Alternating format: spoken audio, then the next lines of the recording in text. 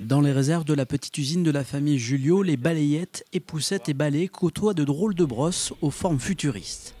Lu, Airbus sont des clients de la brosserie Julio pour des usages que l'on n'imagine pas.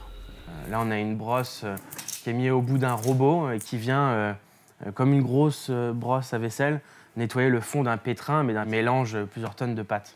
Là, par exemple, vous avez un cylindre qui sert en fait simplement à décoller les biscuits sur une ligne de fabrication. Il y a 2 ans, quand François-Marie et son frère Jean-Baptiste ont repris l'entreprise familiale, ils ont choisi de poursuivre dans cette voie, mais aussi de se lancer dans une nouvelle aventure en créant la marque André Jardin. Et pour cela, ils ont ressorti les gabarits de leur grand-père, auxquels ils ont redonné un coup de jeune.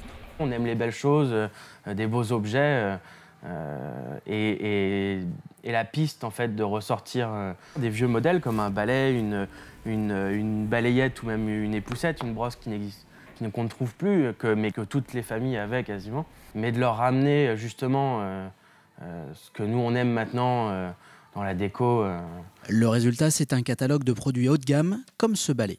On l'a colorisé, on a perfectionné en fait des pièces d'usure comme la douille.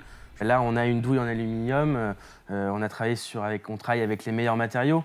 Autre choix, ceux de n'être distribués que dans des petites boutiques et de faire fabriquer les produits André Jardin en France.